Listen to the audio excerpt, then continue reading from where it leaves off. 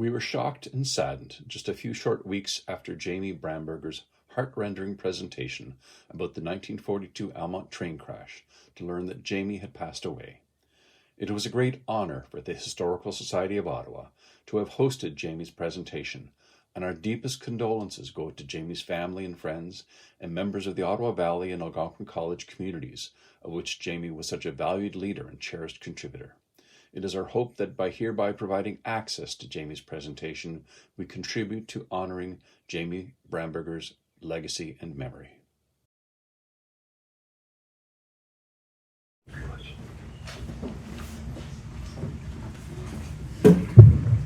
Thank you, Sherry, and thank you to the Ottawa Historical Society for having me today. I hope that's close enough that you can hear me. The Almonte Trainwreck of 1942. Why did I write the book? Which is the question I often get. My mother was born in November of 1942 and often talked about the train wreck. She obviously was too young to remember what happened, but she heard the stories from her family. Don't have any family connection to the train wreck, but when I wrote my first book on the Pembroke Lumber Kings, I learned that there were a couple of sisters that were tied to the Giesebrecht hockey family who were involved in the wreck, and that's really what garnered my interest. And then the pandemic happened. And when you are locked in your house and you have a journalistic career, you start to investigate things and you start to look into things. And it took longer than the pandemic, 4 years, to actually get to the finish line of this book. So what I want to share with you tonight, this afternoon, is the story. And of course, everything is frozen up. So bear with me for a second till I recalibrate. Okay. So December 27th, 1942, what kind of day was that? Wasn't particularly cold, but by the time the evening rolled around, it was dark. Sleet, snow, freezing rain, a mix of weather conditions that made it very, very difficult to see.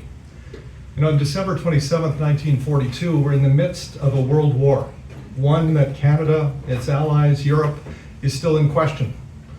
There are thousands of Canadian soldiers, men and women, who are serving in Canada's military, either in the European war theater or they are at home supporting the war effort. There are also thousands, particularly women, who are supporting the war effort as civil servants in Ottawa. And there was a proportionately higher number of women who were on the trains, the local passenger train that night that was involved in this horrific accident. It was also a time when the Canadian government had blackouts on Christmas lights. So what was supposed to be a festive season was rather somber. A war was on. Many people that would have been at the supper table at Christmas dinner were not there. And you had this darkness, this dreariness. And on Canada's railways, you had a lot of traffic. Troop trains, passenger trains, freight trains. More train traffic than at any time in our history. And so that's what was happening on December 27th, 1942. This picture would have been a little bit earlier than 1942, the Almonte train station.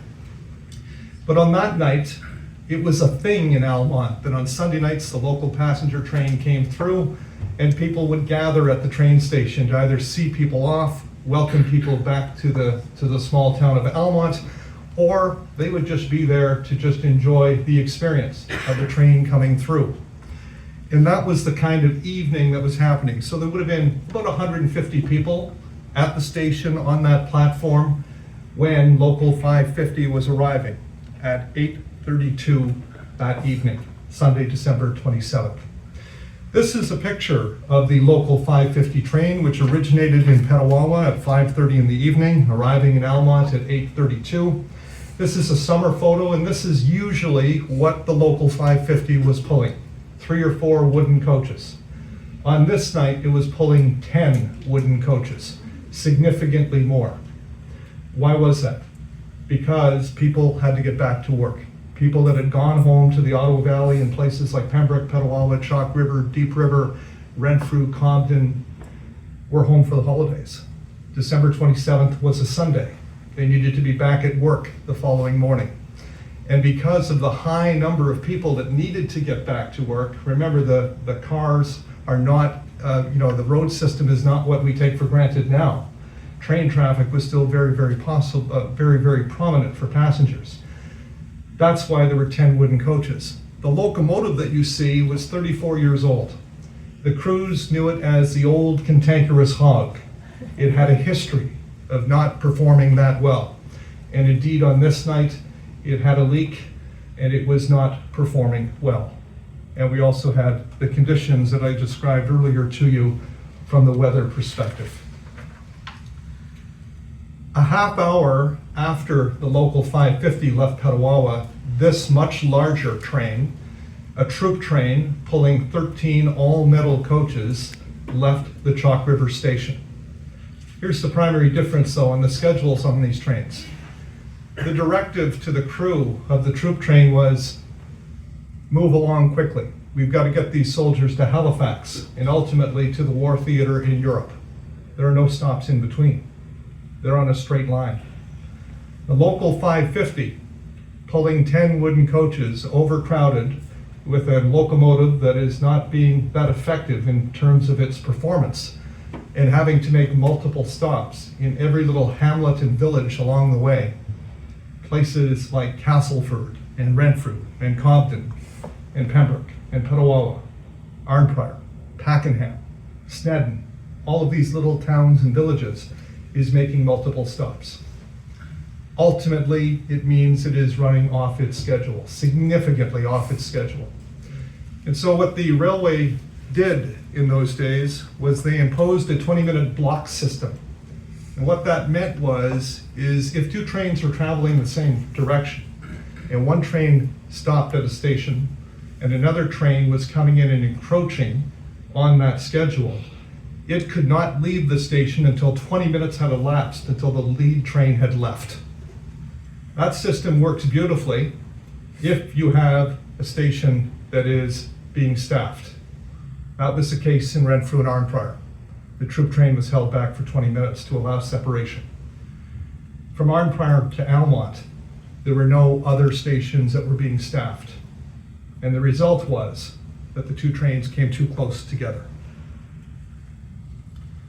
This is the accident scene. If you're familiar with Almonte, there are two memorial stones, which I will show to you in just a few moments, that pay homage to the victims of this horrific crash and also what happened that night. This is where it happened, at this intersection. This picture was taken a few years after the accident. You can see the railway crossing system there that didn't exist on that particular night. And in the distance, a little bit further, where the trains separate, you can see what was the Almonte train station. It's not there anymore. It was torn down in 1978. But because the locomotive or the local 550 train was pulling 10 wooden coaches, the train was outside what is known as its station limits, where it would normally be stopped. It actually extended back into this intersection. And again, if you know Almonte, and I walked the tracks when I was doing my research, they're not there anymore, but the railway bed is. There's a long gradual turn that curls to its left and then crosses the Mississippi River and then goes into where the Almonte station once stood. That night, because of the weather conditions, both the engineer and the fireman at the front of the troop train were looking out their windows to be able to see, because freezing rain was on the glass of the locomotive. Dark. You've also got mist lifting off the Mississippi River below as you cross the bridge going into the Almonte station. So the conditions and the fact the 20-minute block system wasn't in place beyond Arnprior, in part, led to what happened at 8:38 p.m. at this intersection in Almonte. The accident was horrific. And I'll show you a few pictures that were taken the following morning. The last two coaches, the back two coaches, the troop train, which was traveling approximately 25 miles per hour, 40 kilometers an hour, barreled in to the back of that local passenger train. The emergency brakes were applied, the tracks were slippery, the locomotive couldn't stop. If you were in the last two coaches of that train, you were either killed instantly, seriously injured, or fortunate enough to be thrown out of the train without hitting any debris as the coaches collapsed around you. And there were people that walked away from those last two coaches with relatively minor injuries or not. Regrettably, many others did not have the same fate. 38 people were killed, most of them killed within seconds of the impact. More than 150 were seriously injured.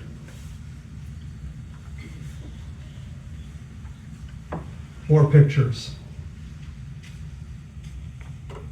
It shows you how, in one case, the coach literally collapsed on top of itself.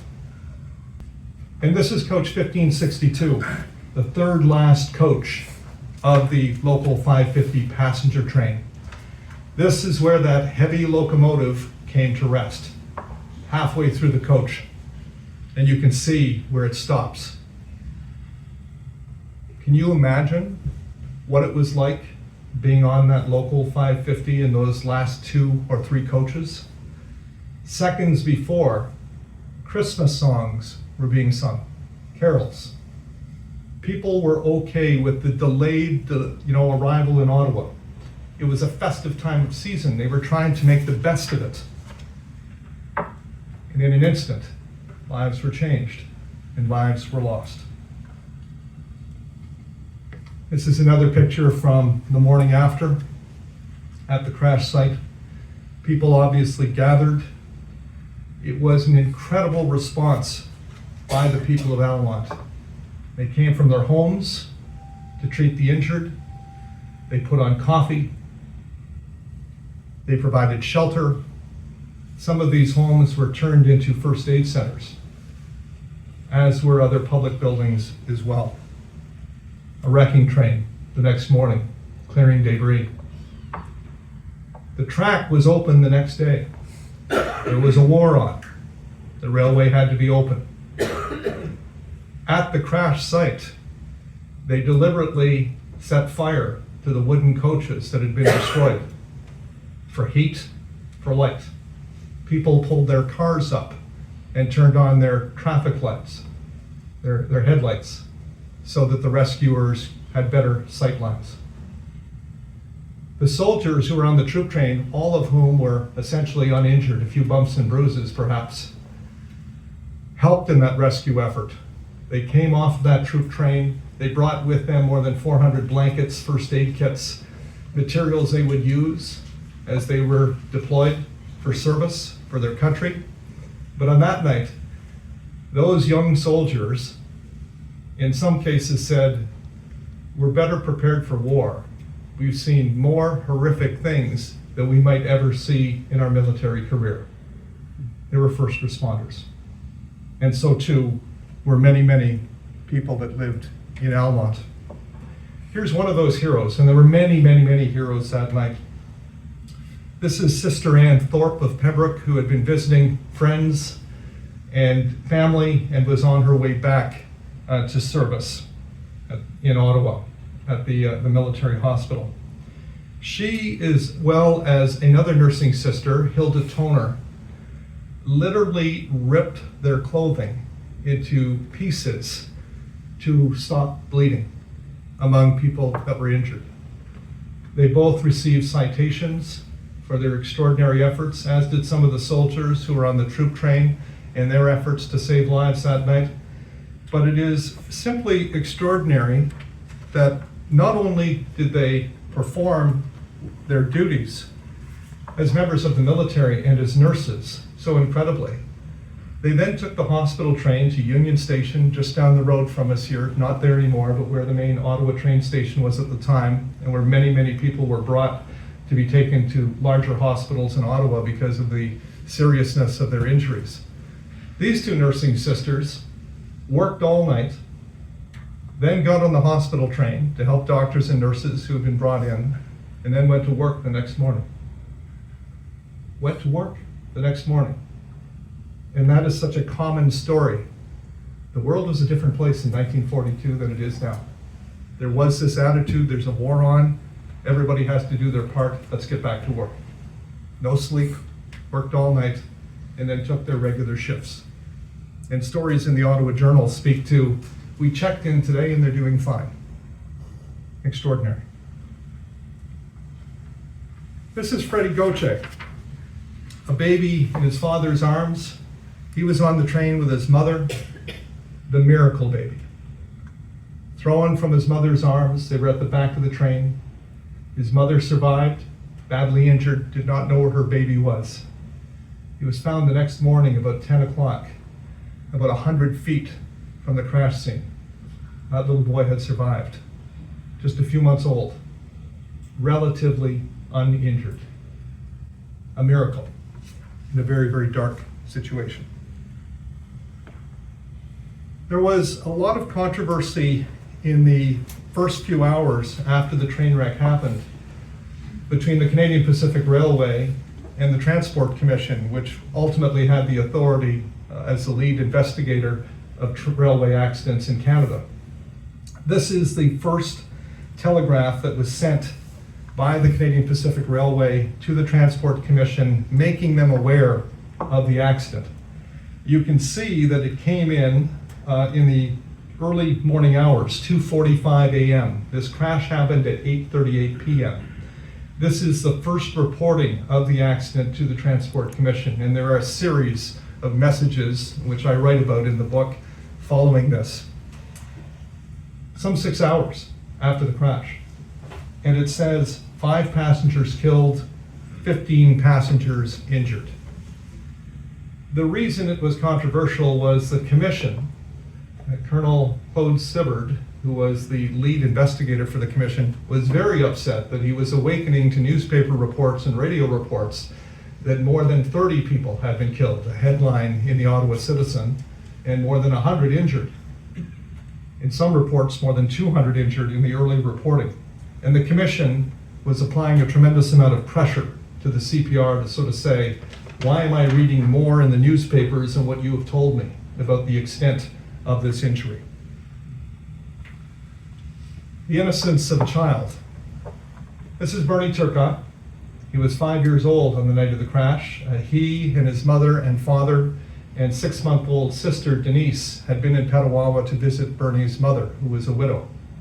They'd spent a wonderful couple of days with his mother, and then they had boarded the train in Petawawa and were on their way back to Ottawa because Bernie's dad, Maurice, needed to work.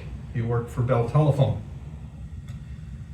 Bernie could not have known when that picture was taken in the Ottawa Civic Hospital that his 6-month-old sister had died in the crash.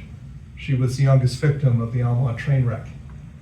Bernie and his father were both seriously injured, serious leg injuries, and spent almost a year in hospital.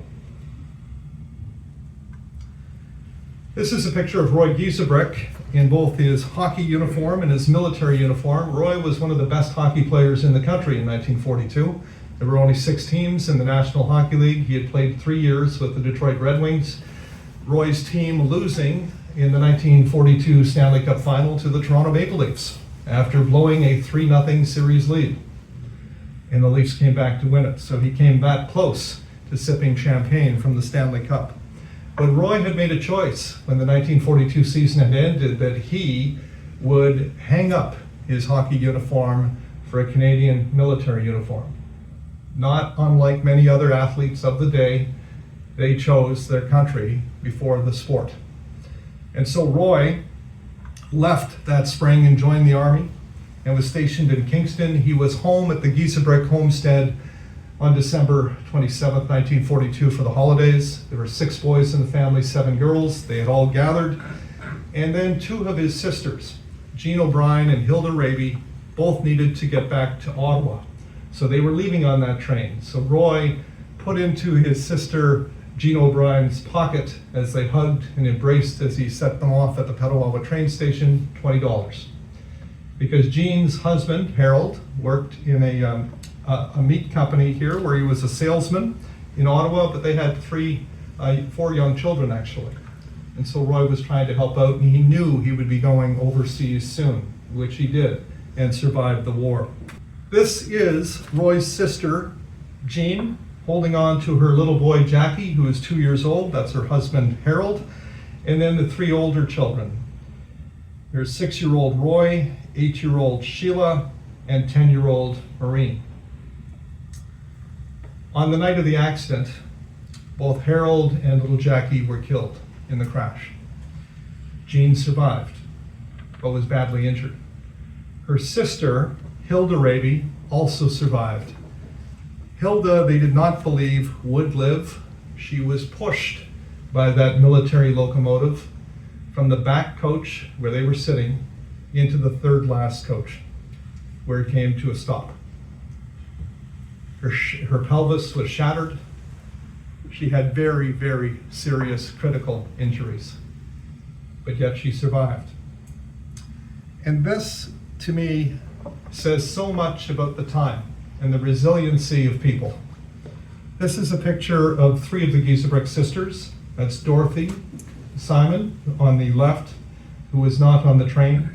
Hilda Raby in the middle, still in her crutches. She spent about a year in hospital as well, surgeries, trying to recover. She was affected by the crash for the rest of her life because there was so much damage to her pelvis and midsection. And that's Jean O'Brien beside her.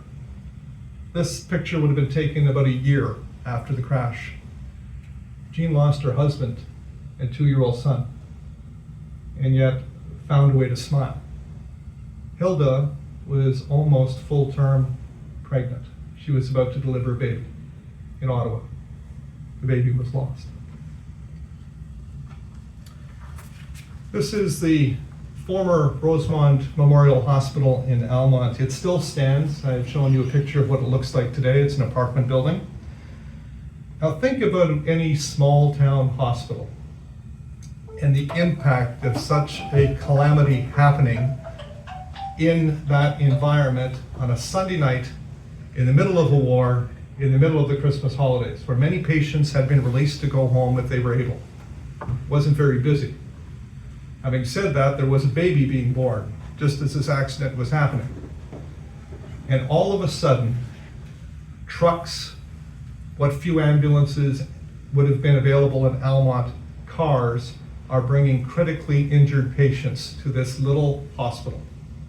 Completely overwhelmed. There were 3 family doctors in Almonte, Dr. Dunn, Dr. Kelly, Dr. Metcalf. They worked through the night. Doctors arrived from nearby communities, Smith Falls, Carleton Place. Eventually, doctors and nurses were brought on a special train from Ottawa, but they arrived several hours later. The CPR backed the train into Ottawa to be a hospital train. They knew they were going to have to move seriously and critically injured patients to Ottawa so they could get better care because of the larger hospitals, the Civic in particular, but also the Rideau Hospital, the military hospital for military members. But this little hospital did its job and then some.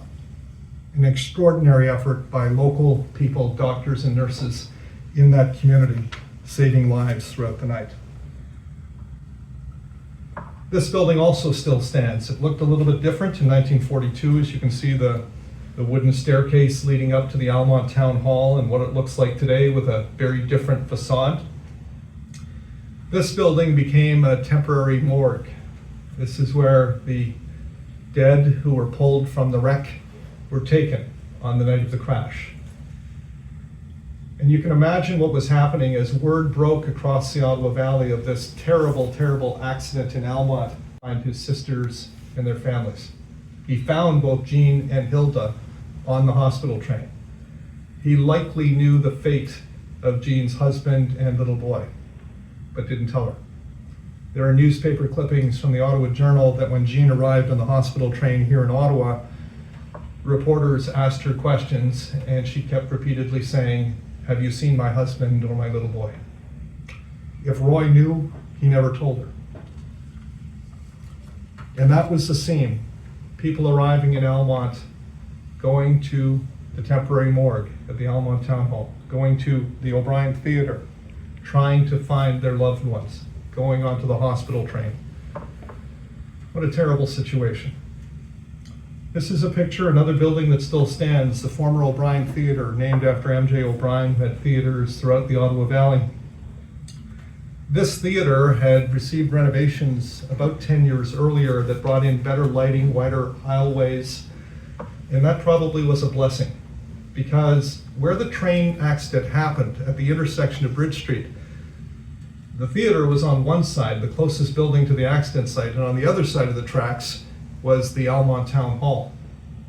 And the debris was blocking any transportation across that intersection. And so some people who died that night were taken to the theater before they could be moved to the Almonte Town Hall, which was the temporary morgue. But doctors worked and nurses worked throughout the night trying to save lives in that theater as well before they were able to stabilize patients and put them on the hospital train. This is a picture of Frank and Barbara White on their wedding day. Frank was on the train that night. He had boarded in Renfrew. His family lived in Renfrew, 6 children, 1 grandchild. He was older than he is in this picture. He worked as a galvanizer here in Ottawa, and he would come home on weekends to spend time with his family. Of course, he was home for the Christmas holidays. Frank was near the back of the train, but the last stop before Almonte was Snedden, an unstaffed train station not far from Almonte, only a few minutes away. And when some additional passengers boarded, Frank gave up a seat to move to the back of the train. He was killed instantly in the crash, and he became the subject of the coroner's inquest. This is a picture of Eldon MacDonald. He was a young soldier from Chalk River. Eldon is an interesting story. His military file is quite extensive. He had lots of concerns in terms of his cognitive skills after he was involved in a very bad car accident in Pembroke, that headline from January 1939 where 2 young men were killed. Eldon was the driver of a truck. If you're familiar with Pembroke, it's right beside City Hall, right where the main bridge is in downtown Pembroke. He was driving a truck in January of 1939 with 3 others who were in it, a pickup truck, and he went over the bridge and crashed onto the frozen Muskrat River below. 2 young men that were in that vehicle died in the crash. Eldon survived, but was incapacitated for several days, but survived. But it did have some impact on his life from that point on. And 3 years later, he joined the military. But between that Pembroke accident and the Almonte train wreck, he also was involved in another traffic accident in Point Alexander, just past Deep River, where he hit a rock cliff or a rock cut, and again survived that accident. In Almonte, he survived the original impact of the crash, but he died the following day in the Rosemont Hospital. And what makes Eldon's story even more interesting was he had an older brother who had been killed in a traffic accident a few years earlier. This is a picture of the tombstone that carries both his brother's name, Maurice, as well as his. After he died, his mother sent letters to National Defense pleading with them to allow, instead of giving him a military tombstone, that she would be able to put his name on this existing tombstone from the older brother. National Defense's position on that was, it has to be uniform. You either accept the tombstone that we give you, the traditional military headstone, or we can't help you. And so the family did have to pay for the engraving on their own. This beautiful picture I find very, very touching. This is a picture of a young woman from Petawawa. Her name is Florence France. She died in this crash, albeit she died about a month and a half after it happened. But what's so touching about this, it's a beautiful, beautiful picture. This was her Christmas gift for her family 2 days before the crash. And on the bottom right corner, you can't see it, but it says, Merry Xmas, Love Florence, December 42. She was not expected to live. She was horribly injured with puncture wounds to her body, probably because of her youth. She was in her early 20s. She did survive. However, she required a skin grafting operation, and her body went into shock, and she died after that operation. The picture of Joseph and Helen Roach. Joseph was a railway man. He worked for Canadian National Railway in Belleville. He was a bridge builder for the railway. He would go away for the week and come back home on weekends. The couple had 2 young sons, Bill, who was 2 years old, and another brother who was 4 years old. It was Bill's birthday on Boxing Day. And so Joseph had come home to celebrate not only the holiday season, but also the birthday of his youngest son, Bill. Bill is still living and shared this story with me. And his dad took the late train out of Renfrew so he could maximize his visiting time over the holidays and to celebrate that birthday. Joseph Roach survived the crash. He was thrown violently from the locomotive. He was near the back of the train, or from the coach, I should say. He was near the back of the train. But regrettably, he passed away the following day at the Ottawa Civic Hospital. This picture of Thomas Lynn, and Margaret and Eileen Lisinski, they were all from the Douglas area, just outside Renfrew, and all badly injured, and you can see them all standing there in crutches. But what is really interesting about this story is that Thomas lived into his 70s. And when he died, his wife at the time found something that no one in the family knew that he possessed. It was his train ticket from December 27th, 1942, and that's a picture of it to the right. You can still see the puncture holes from the conductors. He was working in St. Catharines. He had come home to Renfrew, to Ashdad, where the family home was, to spend the weekend for the holidays. And regrettably, the reason the family believes he held on to that ticket was it had a major impact on his life. He truly wanted to serve his country. And 1 month to the day, November 27th, 1942, 1 month before the accident, he had received a letter from the Air Force that he had been accepted to become a firefighter for the Royal Air Force. And he was excited about that, very, very excited. When the accident happened, his leg was mangled. It was badly, badly injured, and it prevented him from serving his country. The family believes that's why he held on to the ticket, because it was such a life-altering situation.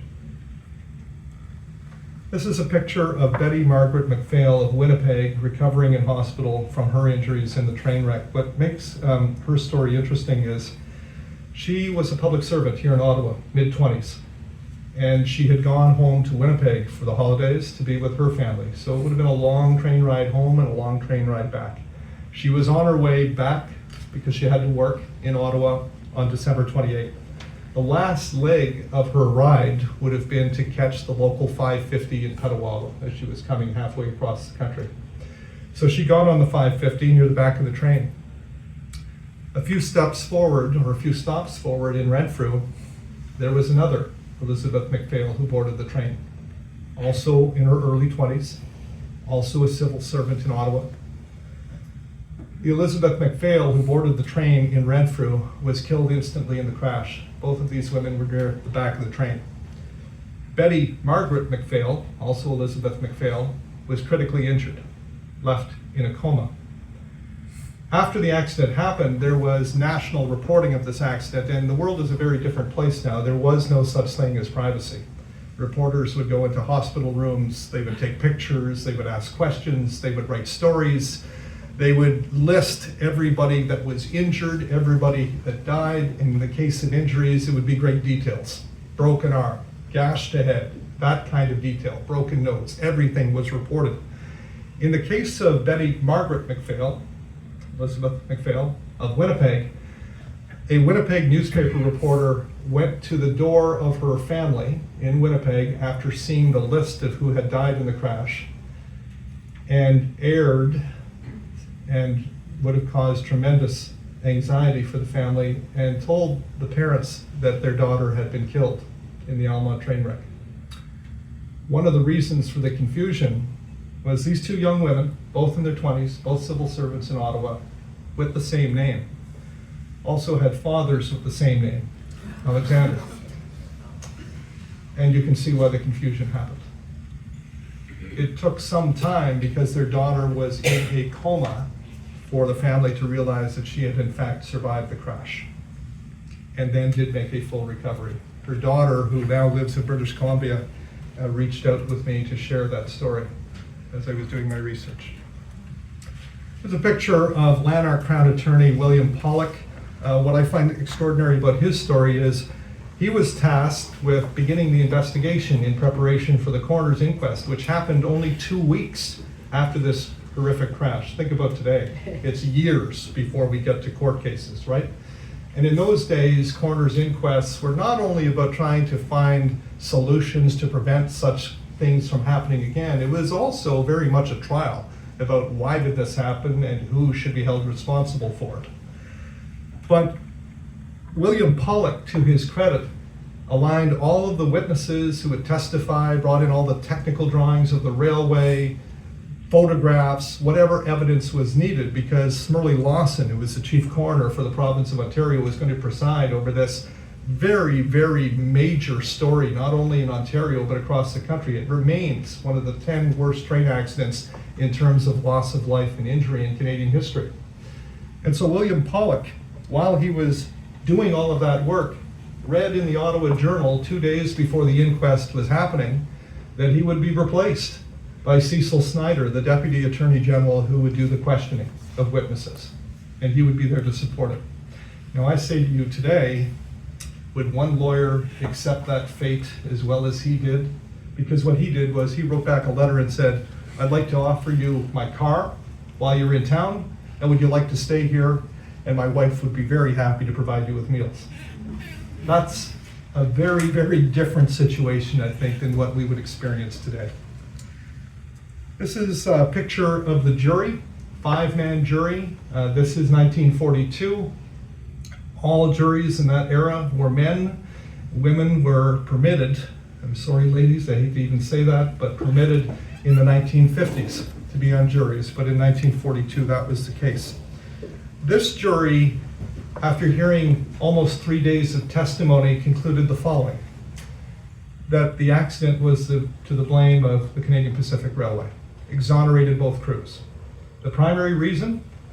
They said that had the CPR staffed the Pakenham station, the 20-minute block system would have been put in place to hold that train back, which would have allowed enough separation for the lead train to get out of the Almonte station, and the crash would not have occurred.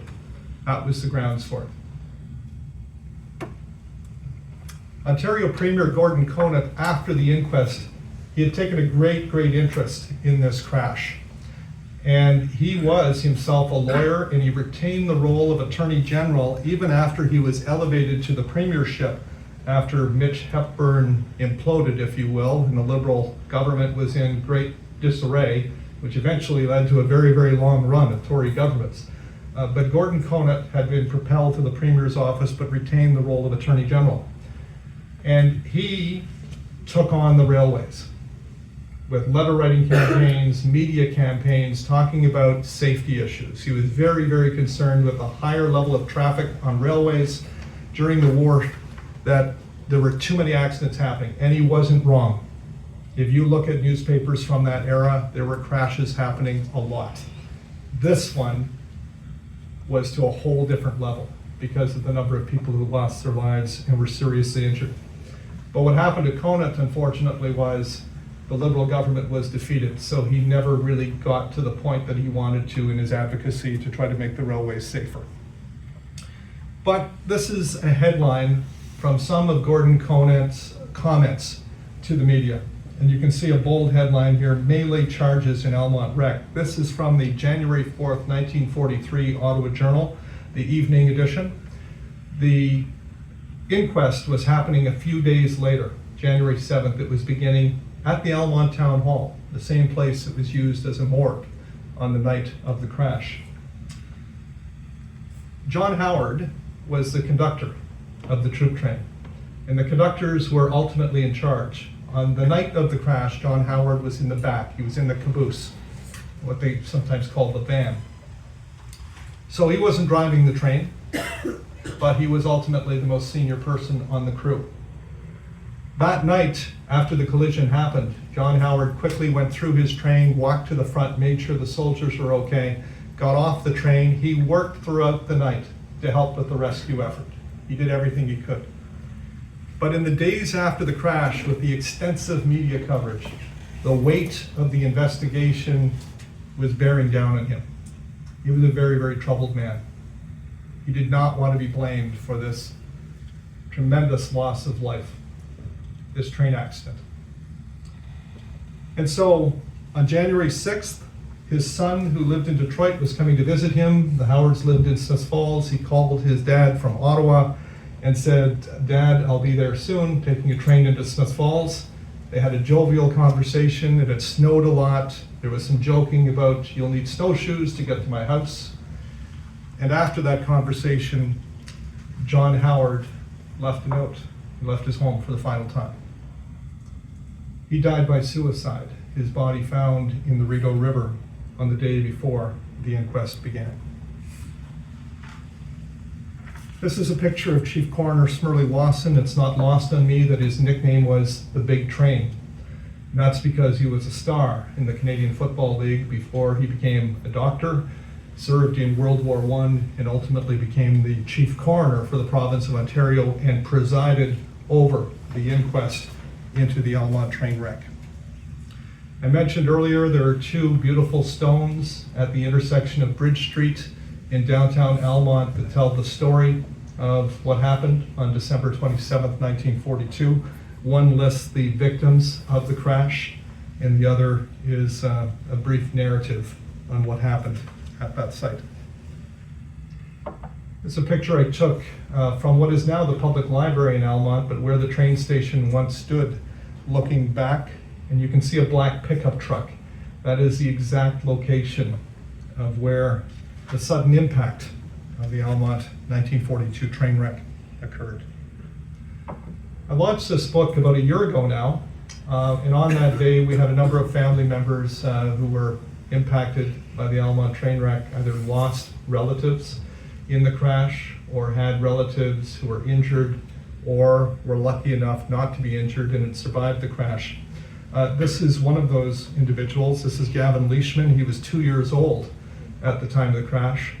Regrettably, Gavin just passed away a few weeks ago, but he was with us that day, and in his words, "I know I was there because I was told the story countless times." He was with his mother. They had been visiting family in Pembroke and had gone back, but they were up further in the coach, and so they were not injured in the crash.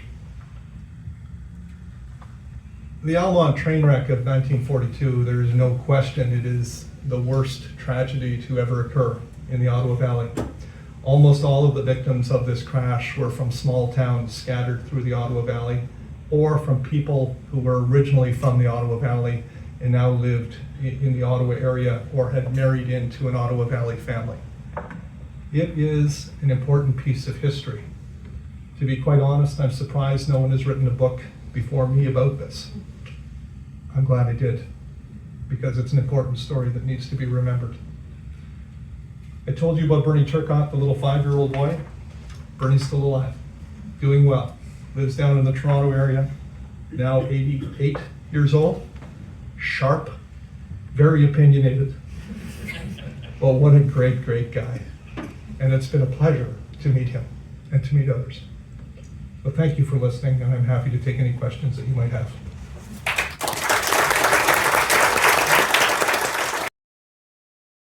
I just want to mention to him that my mother was in the Almonte train wreck, and she was so seriously injured that they didn't think she was going to live, and they didn't find her till the next day, and she was alive, and she was in the hospital for about a year and suffered her whole life from the injuries.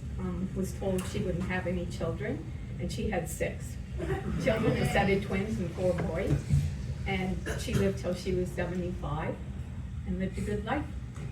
I think I know your mom's story. Do you mind sharing who your mom was? Bernadette Frappier. Bernadette's in the book. Yes, I know. I Yeah. saw that. Yes, yeah, I'm familiar with your mom's story. Yeah, it's just there was so little about, like, we grew up knowing about it, but not, we're kids.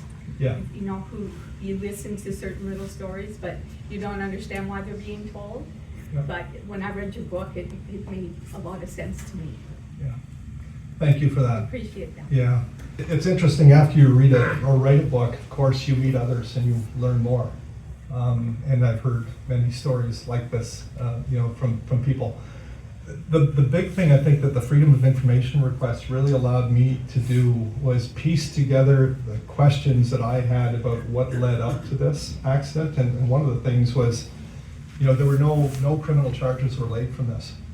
And I believe the suicide of John Howard had a lot to do with that. Because I think there was a general feeling that, there's been enough carnage here and enough tragedy. And from that moment on, the Ontario Provincial Police investigation essentially ended. Because there were 5 investigations: Canadian Pacific Railway, the Transport Commission, the Ontario Provincial Police, the Army, and the Coroner's Inquest. But the 2 that are on record are the findings of the jury and the Transport Commission investigation. Yes? I remember about 16 years ago, I did a transportation exhibit for the Canadian Transportation Agency, and I guess back then they were the Canadian Transportation Commission. Yes. And did you find out if they made any changes after this? Mm-hmm. Yeah. Yeah. I would not say significant, and that was Gordon Conant, the Premier's position, that what were known as the interlocking rules for the railways, he felt that they had not been updated to reflect the level of traffic that was on the railway system. And because of all of these accidents that were happening, I think he had just grounds to question it. But the railways dug in. They did not want to change the rule book. The only thing that was agreed to, it was a recommendation from the jury, and it was a recommendation, the one joint recommendation from the commission, was to impose a speed limit going into Almonte of no faster than, I think it was 25 miles an hour, which ironically is what the train was traveling at the time. But also that there would be a signal system, a warning system just outside, about a mile outside of Almonte, that essentially would be a red light that would stop trains and warn them that another station was in the station at the time. Some of you maybe, if you're a railway buff, you might know what a semaphore is. And it was a system that was used for years that was kind of it's like a red, yellow, green kind of light that kind of went, and they took them out, shortly, in the years leading up to this crash. And eventually they were, replaced with electronic signal devices, which we see now, which are kind of warning lights in advance, kind of like hitting when you get a caution light leading up to a stop sign, and it kind of warns you to slow down, same kind of idea. And they did agree to do that. And the following summer after the crash, that early alert signal system was put in place going into the Almonte station. I will say, I think probably begrudgingly, there is some evidence when I looked through some papers that essentially said, look, we don't think this station is any different than thousands of stations across the country, but given what happened, we will do this. So they didn't apply it to other stations? They did not. They did not. Interesting. Yes? I was wondering about the jury. There were 5 people on the jury. Was that the common way of doing it at that time? Or? I'm not an expert on that, but I would say yes. They were all 5 jurors who were businessmen from the town of Almonte. And so I don't know how they would have been selected, I assume, by the local coroner, because they would have been in place before Smurley Lawson, took over as the presiding coroner for the case. But yes, if you look at the profile of these men, they were all, fellows that had successful businesses in Almonte at the time. Yes? Hi. First a comment, I got to meet Bernie Turcotte years ago at a talk in Almonte. Yeah. His story was so amazing, it's really stuck with me, and my son has your book, but I haven't read it yet, so Okay. I hope there's more about Bernie in there. There is. Oh good, I'm gonna read it for sure. But my question is, so you mentioned John Howard, he was the conductor on the troop train, but there was an engineer at the front, I would assume, and Yeah. an engineer at the front of the passenger train. Yeah. And I'm wondering if we know anything about what happened to them after the Yeah. accident. Lauren Richardson was the engineer of the troop train, ultimately driving the locomotive. There was some discipline handed out to him after the accident. There's not a lot in terms of records about that. but there was, yes, he was removed from being an engineer in terms of on regular railways. He was used in yards, essentially. So yes, the Canadian Pacific Railway investigation, that was one of the things that came out of the request for information through the Freedom of Information request, was I was able to get, and this was very, very powerful, and really it's what led me to write the book, was when I received it, it had all of the statements from the crew members of both trains that were given within a day or two of the accident, as well as the questions that were put forward by the CPR in its own investigation, and that was quite telling. And so Lauren Richardson, John Howard, everybody that was on those crews. To the best of my knowledge, there was no discipline in terms of the conductor on the local 550 train. The findings of the Transport Commission were that it was human error. They completely disagreed with the jury's findings, and they cited 2 violations of the rule book by the troop train and 1 violation by the local 550 train. I'll leave it at that because I would hope that you will read the book and then you'll find the rest of the story. I don't want to give it all away. Can I ask one more follow-up? Sure. You mentioned at the very top of this presentation that the passenger train was, the locomotive was old and wasn't moving too quickly. Was that part of it too? Like, was it experiencing any mechanical difficulties that night? It was, yeah. It was having, a leak was discovered. Remember, it's steam, right? It's a locomotive, so water, coal, that's how they're driving these things. And there was a leaky pipe, essentially, that was causing it to be rather sluggish. And apparently it wasn't uncommon. There's some information there that's given where the crews talk about, that this was known as the cantankerous old hog. There was something that was interesting. You really had to kind of weed through what was I would describe as sensationalism in some cases by the reporting of the day. There was so many, there was a morning edition and evening edition of the major newspapers. You had big papers in Toronto, Winnipeg, Montreal coming into a little town like Almonte and just telling all kinds of stories. And the local publisher at the Almonte Gazette took great offense to these national reporters and really ripped into them. And in his words, he said something to the effect that, well, the boys need to wield a good story. And so you really had to, there are stories that talk about the tracks being ripped up. In fact, there was no damage to the railway tracks. The trains were running on it the following day. They cleared the debris that quickly. As I said, there was a war on. So I think that's one of the things about doing this research. You really had to dig in to try to pull fact from fiction. Thank you. You're welcome, sir. Could passengers get on any of the coaches when it pulled into a station, or was there a designated coach that they should be going into? The conductors, there was 2 conductors on the local passenger train that night. Usually there would only be 1, but there were 2 because there were 10 coaches. So 1 working the front coaches and 1 working the back. So yes, they did direct people to where they should get on the train. They might have given them a little bit of choice. If you're getting on here, you might be able to go to this coach or this coach. But for the most part, they were controlling it. And it's an important point because Renfrew was hardest hit. 18 of the 38 people that died that night from that crash were from Renfrew. Why? Because Renfrew was loaded at the back. And the same thing, Petawawa also was hit hard because of that. And the only other thing I'd say about that, the train was on its way to Ottawa, but there was a connecting link in Carleton Place where if you were going south to Toronto, wherever you needed to be in the GTA area, they would have been left off in Carleton Place and they would have gone that way. Those passengers, for the most part, were boarded at the front of the train. It was the civil servants primarily and military members. There were 8 military members who were killed in this crash. So they were going back to whatever base or station they were at. So yeah, there was for the most part, they were told where they needed to sit. And it was based on the coaches were full.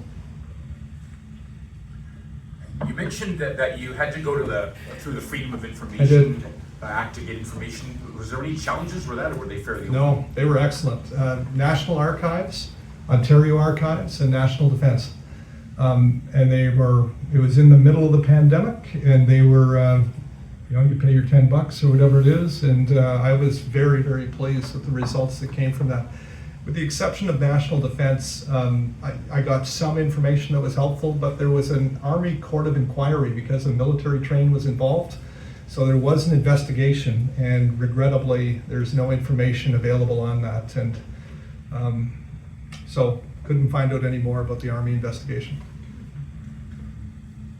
Yes? I just want to make a comment that as you give your presentation, you write your book, your use of images is so helpful, so demonstrative. And the personal stories, putting a human face on a tragedy like this, which takes some digging because this happened a long time ago. So both those made the story extraordinary for us today. And I'm not sure how you keep a dry eye telling the story too. It must be difficult at times. My wife knows this because poor soul has had to go to every one of these presentations. She knows the story better than I, so she'll do it next time.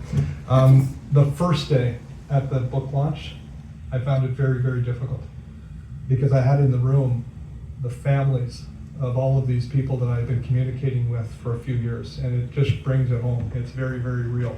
And as I said, Gavin was a survivor of the crash.